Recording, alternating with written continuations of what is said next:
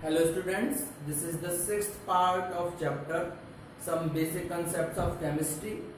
इससे पिछले वाले वीडियो में हमने मोल कंसेप्ट की डेफिनेशन और उससे कुछ रिलेटेड टर्म्स के बारे में डिस्कस किया था, तो आज उससे आगे के टॉपिक्स को डिस्कस करेंगे.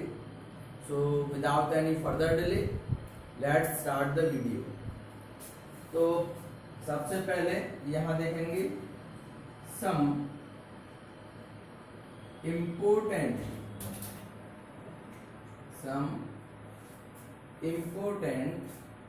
terms related to solution. तो सॉल्यूशन से रिलेटेड कुछ इंपोर्टेंट टर्म्स हैं. सबसे पहले सॉल्यूशन क्या होता है, सॉल्यूशन समझ लीजिए. Solution it is a homogeneous mixture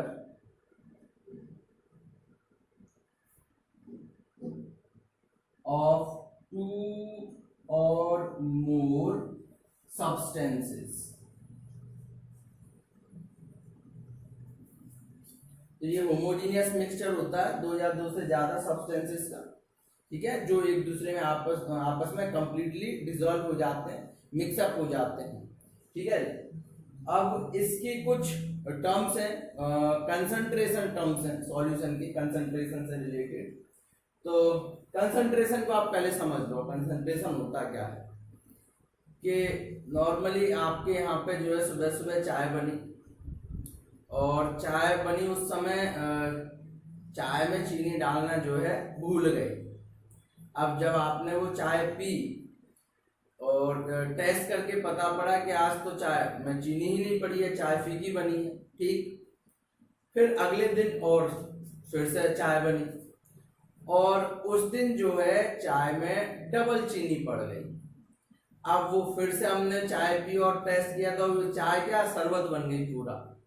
तो हमें पता पड़ा चख कर चाय को कि भाई कभी तो इसमें चीनी की मात्रा बिल्कुल नहीं थी और कभी इसमें चीनी की मात्रा ज्यादा हो गई. इसे बोलते हैं कंसंट्रेशन.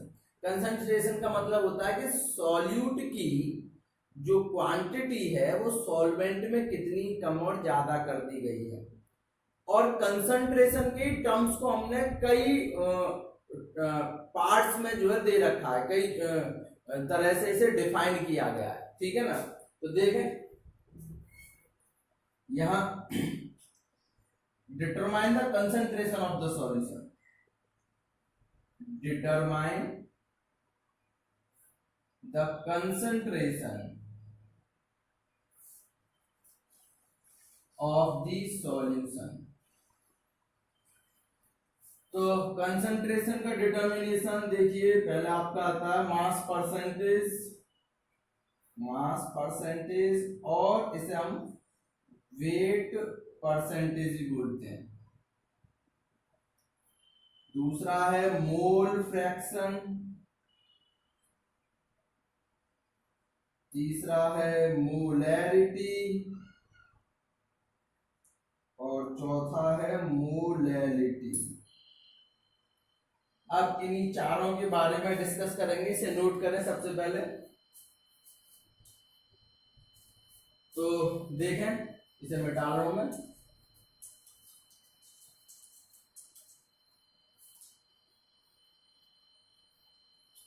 तो सबसे पहले आपका आता है mass percentage. Number first mass percentage और weight percentage.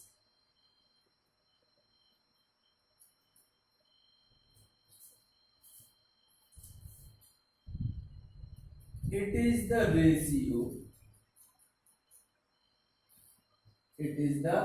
ratio of mass of component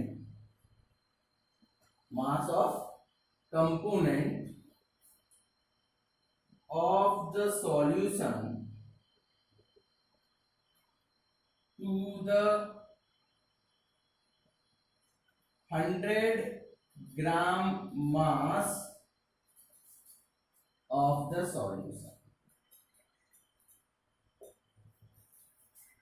means to say कि सॉल्यूशन के अंदर किसी भी कंपोनेंट का मास, सॉल्यूशन के अंदर किसी भी कंपोनेंट का मास, चाहे वो सॉल्यूट हो चाहे वो सॉल्वेंट हो, उसका मास अपॉन जो भी टोटल मास है सॉल्यूशन का, यानी कि 100 gram of total mass of solution, वो आपका मास परसेंटेज होता है। तो जैसे परसेंटेज निकालते हैं वैसे इसका फॉर्मूला है, तो यहां डालेंगे mass percentage equal to, mass percentage होता है percentage of, sorry, mass of component upon total mass of solution into 100, इस तरह से। ठीक है ना। इसका एक एग्जांपल देखें। फॉर एग्जांपल जैसे ये दे दिया जाए, if 20 gram NaCl dissolved in water and make 120 gram solution, then what is the percentage of mass, what is the mass percentage of NaCl, यानी कि 20 ग्राम NaCl वाटर में डिसॉल्व करके उसका सॉल्यूशन 120 ग्राम बना दिया है, तो उसमें NaCl की क्वांटिटी क्या होगी। तो आप पहले डालोगे परसेंटेज ऑफ NaCl, यानी कि mass of NaCl 20 gram upon total mass of the solution 120 into 100। यहाँ से आप इसे 6 बार काट दोगे, 6 से 100 में डिवाइड दोगे, तो ये आपका जाएगा 6 1 जा 6, 4 6 6 जा 36, 36 और 4 और 6 6 जा 36। तो इस तरह से आप जो है मास परसेंटेज निकाल सकते हो। ठीक है ना, नोट कर लो इसे। उसके बाद second, mole fraction.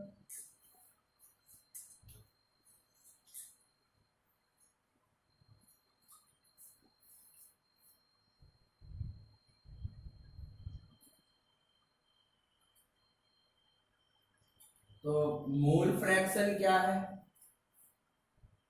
It is the ratio, it is the ratio of mole of component of the solution to total mole of the solution। यानी कि किसी भी ये रेशियो होता है सॉल्यूशन के किसी कंपोनेंट के mole upon total mole of the solution. ठीक है ना, फॉर्मूला लिख लें, मोल फ्रैक्शन,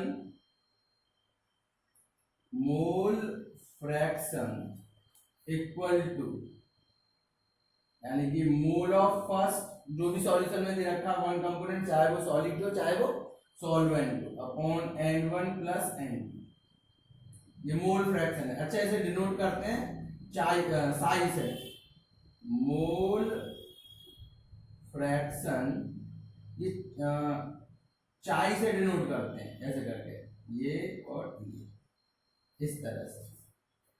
ठीक है ना। इसका भी एक एग्जांपल, हाँ, मोल निकालते कैसे, पहले मोल की बात कर लें।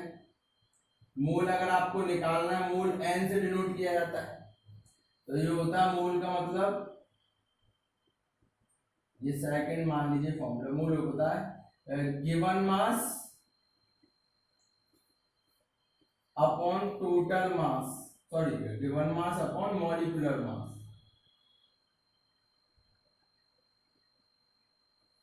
मोल का फॉर्मूला। ठीक है, अब जरा देखो, अभी समझ में आ जाएगा। For example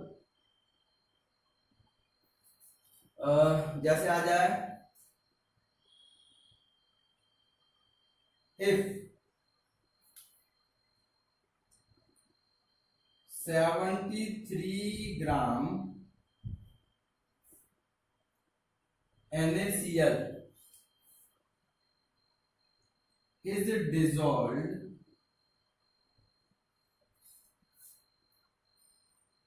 40 gram sodium hydroxide. Found the mole fraction. Find the mole fraction of NaOH. ठीक है, यानी कि 73 ग्राम NaCl 40 ग्राम NaOH में डिसॉल्व किए गए हैं. तो मोल फ्रैक्शन निकालिए NaOH का. तो mole fraction of NaOH, mole fraction of NaOH यानी कि mole of NaOH upon mole of NaOH plus mole of NaCl. इस तरह से अब आपको अलग अलग इसके मोल निकालने. पहले NaOH के मोल देख लें. यहां मैं इसे N1 मान लूं. तो NaOH given mass upon molecular मास. NaOH का गिवन मास कितना है? 40. ठीक. और मॉलिक्यूलर मास होता है 23. इसका हो जाएगा 23, इसका हो जाएगा 16, इसका हो जाएगा 1. टोटल करोगे तो वो भी 14 ही आएगा. तो NaOH के मोल हो गए 1. ठीक. उसके बाद मोल ऑफ NaCl देखते हैं. गिवन मास कितना है? 73. NaCl का ये हो जाएगा 23 और ये हो जाएगा आपका NaCl का हो जाएगा 23 प्लस 36.5. ठीक है ना. सॉरी, NaCl की जगह पे HCl कर लो. HCl तो ज्यादा बेटर रहेगा.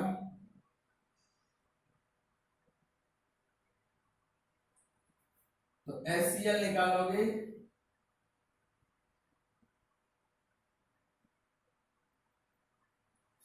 H1 और Cl 35.5 हो जाएंगे 36.5. ठीक है. अब इसे डिवाइड दोगे तो ये आपका जाएगा 2 बार.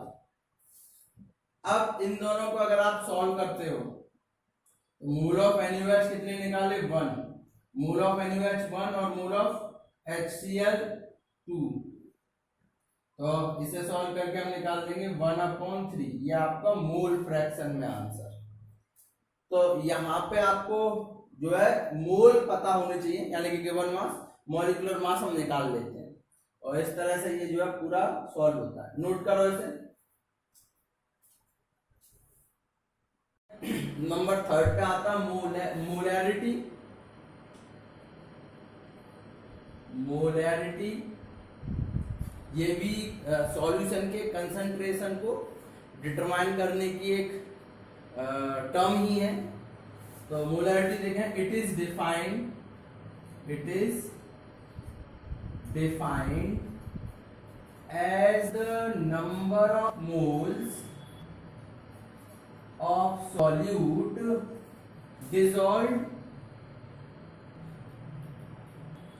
in 1 liter of solution. It is denoted by capital M and its SI units mole per litre.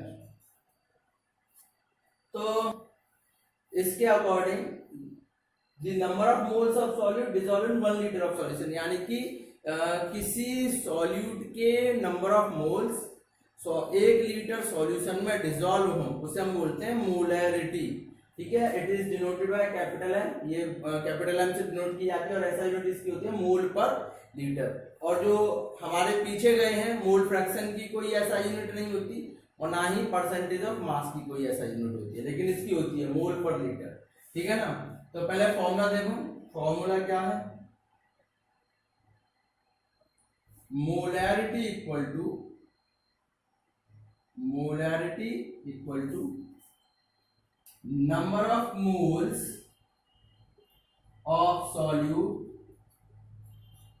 Upon volume of solution in litre, या फिर इसका फॉर्मूला हो सकता है molarity equal to number of moles of solute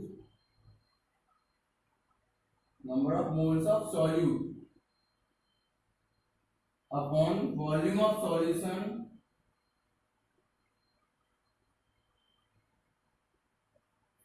in ml into 1000। लीटर में लिखा है तो 1000 का इंटू नहीं होगा, ml में लिखे तो 1000 का इंटू होगा। क्वेश्चन देखें, for example if 20 gram NaOH dissolved in water and make 500 ml solution, find out its molarity। तो 20 ग्राम NaOH पानी में डिसॉल्व किया और जिससे उसके 500 ml का सॉल्यूशन बना लिया। तो अब मोलैरिटी पूछ रहा है, तो मोलैरिटी का यहीं से फॉर्मूला डाल दे रहे हैं। Molarity number of moles of solute है हमारे पास में NaOH, तो मोल्स का फॉर्मूला होता है गिवन मास अपॉन मॉलिक्यूलर मास। गिवन मास कितना है 20, मॉलिक्यूलर मास होता है NaOH का 40, वॉल्यूम ऑफ सॉल्यूशन है 500 ml इंटू ml में है ना, इसलिए आप यहाँ इंटू करोगे 1000 का, ये गए 1/2 और ये गए 2, तो आप लिखोगे 1/2 इंटू 2 और ये भी खत्म, तो आपका है 1 मोलर सॉल्यूशन। ठीक, तो ये हो गई मोलैरिटी। एक लास्ट और है मोलैरिटी, मिटा रहा हूं से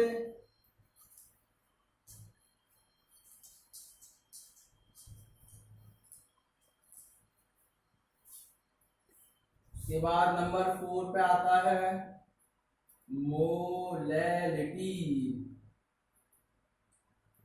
तो it is defined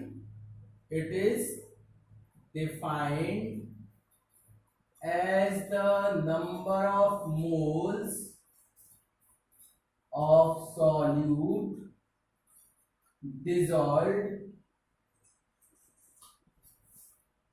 in 1 kg of solvent. It is denoted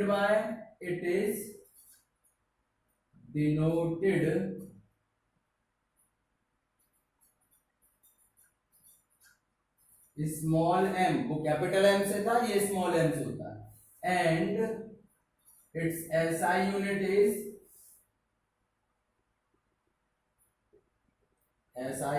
is mole per kg. Formula देखो, फॉर्मूला आता है इसका molarity small m equal to number of moles of solute upon mass of solvent in kg. यहाँ solvent है, वहां solution था। और एक और इसी का फॉर्मूला होता है molarity small m equal to number of moles of solute upon mass of solvent in gram into 1000 का इधर इंटू। ठीक, तो इस तरह से मोलैरिटी डिफाइन होती है। इसका भी एक एग्जांपल देख लो। If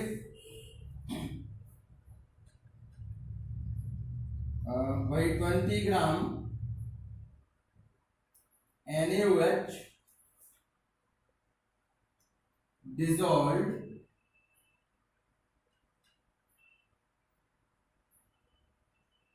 in water and make 100 gram solution. Find out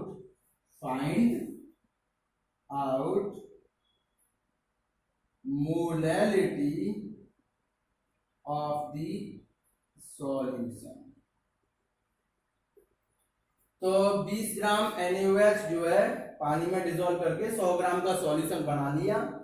तो मोलैलिटी पूछ रहा है, तो मोलैलिटी का यहीं से मोलैलिटी इक्वल टू, तो number of moles of solute dissolve किया गया NaOH, तो इसके गिवन मास अपॉन मॉलिक्यूलर मास जो हमें दे रखा 40 होता ही है NaOH का।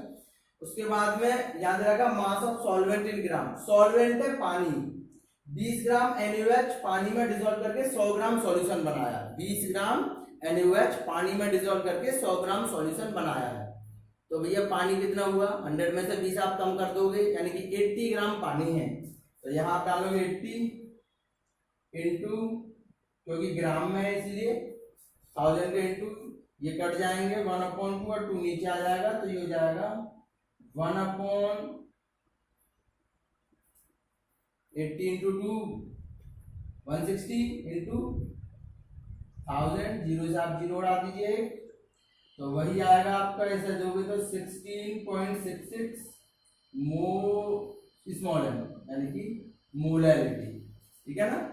तो मोलैलिटी के लिए ये ध्यान रखें कि नीचे मास जो आ रहा है वो आना चाहिए सॉल्वेंट का। अगर सॉल्वेंट का दे रखा है तो अच्छी बात है, वरना आप सॉल्यूट में से सॉल्यूशन का मास घटा दोगे तो आपको सॉल्वेंट का मास निकल आएगा। ठीक, नोट करो इसे।